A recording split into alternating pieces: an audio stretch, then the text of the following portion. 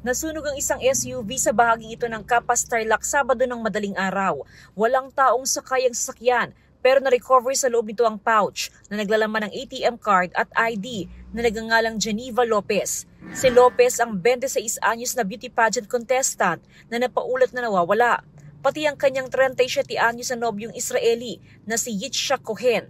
Sa social media post ng ilang pageant group sa Pampanga, unang kumalat ang panawagan ng pamilya ni Lopez na taga Angeles, Pampanga, kaugnay sa pagkawala ng dalawa. Sabi ng isang kaanak ni Lopez sa Angeles City Police, Biyernes nang magpaalam ang dalawa na pupunta sa Capas.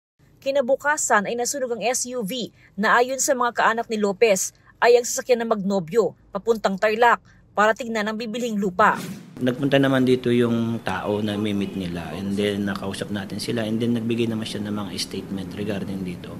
But those statement na binigay nila is still the PNP dito sa Capas is bine-verify pa rin natin.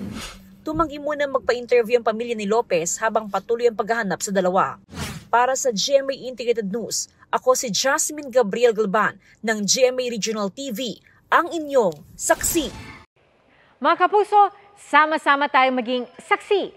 Mag-subscribe sa GMA Integrated News sa YouTube at para sa mga kapuso abroad, samahan niyo kami sa GMA Pinoy TV at sa www.gmanews.tv.